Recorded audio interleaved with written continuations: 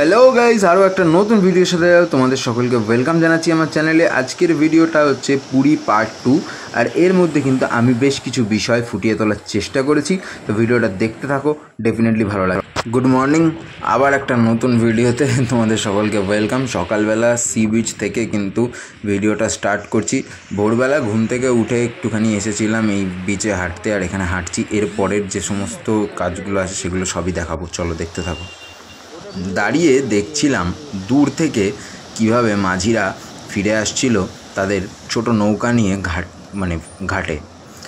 সত্যি বলতে যে কী খাটনি, সেটা না সামনে থেকে না দেখলে পরে বোঝা যাবে না। তার জন্যই এই ভিডিওটার মধ্যে তুলে ধরলাম যে টেকনিক ইউজ করে কিন্তু লাস্টে ওরা পুরো সামনে চলে আসবে, একদম স্পিডে, একদম কোনো এফোর্ট দিতে হচ্ছে না। বাট ওদের আসার জন্য যে কী পরিমাণ খাটনি সেটা লিটারেলি বলছি, আমরা দেখছিলাম দাঁড়িয়ে, অবাক হয়ে যাওয়ার মতো।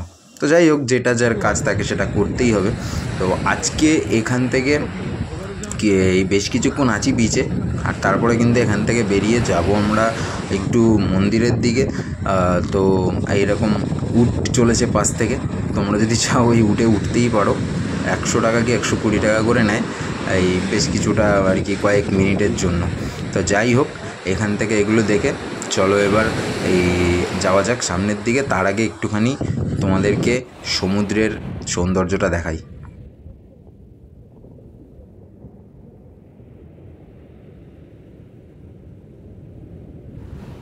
সত্যি এই সমুদ্রের সৌন্দর্য দেখলে পরে জীবনানন্দ দাশের কবিতার ওই লাইনটি খুব মনে পড়ে। যতদূর চোখ যায় নীল জল দৃষ্ট মরালের মতো কলরব করে। সত্যি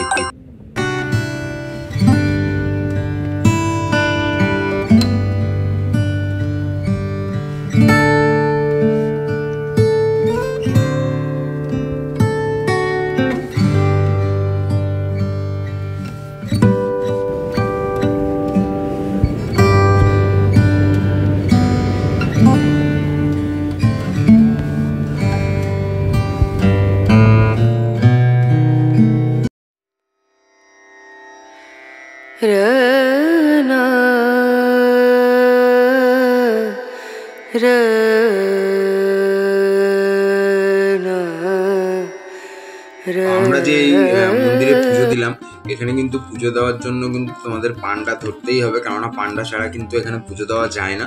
শুধু দর্শনটা লাইন দিয়ে গিয়ে করা যায়, বাকি পুজোর সমস্ত ব্যাপার কিন্তু পান্ডাদের সাথে কথা বলেই আর কি করতে হয়। তো যাই হোক, ডালা মোটামুটি 200-250 মধ্যে কিন্তু ভালো ডালা পাওয়া যায়। তো সেইভাবে কিন্তু তোমরা পুজো দিতেই পারো। আর এখানে পুজো দেওয়ার পরে কিন্তু প্রসাদ ওনারা হোটেলে পৌঁছে দেন, অথবা ওখানেই যদি ঠিক করে যদি বাইরে যারা পান্ডা থাকে তাদের সঙ্গে যদি যোগাযোগ করে ভিতরে পুজো দেওয়া হয়, তাহলে তারা কিছুক্ষণ পরে এসে প্রসাদ দিয়ে দেয়। আবার বেশিরভাগটাই হচ্ছে হোটেলে পৌঁছে দেয়। তো এটা কিন্তু মাথায় রাখবে।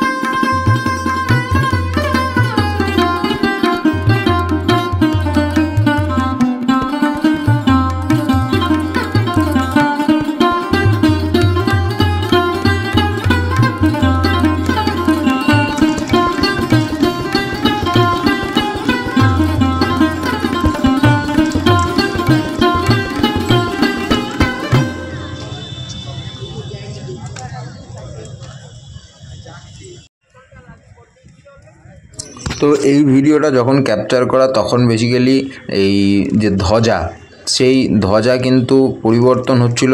আর খুব ভালো করে লক্ষ্য করলে পরে দেখতে পাবে ওই কোনায় একজনকে লক্ষ্য করা যাচ্ছে, তিনি ওপরেই ছিলেন। তো তারপরেই মন্দির থেকে বেরিয়ে আমরা গিয়েছিলাম মন্দিরের অদূরেই অবস্থিত ওমকারেশ্বর 108 শিব মন্দিরে। সেখানকার সৌন্দর্য সত্যি বলতে অভূতপূর্ব।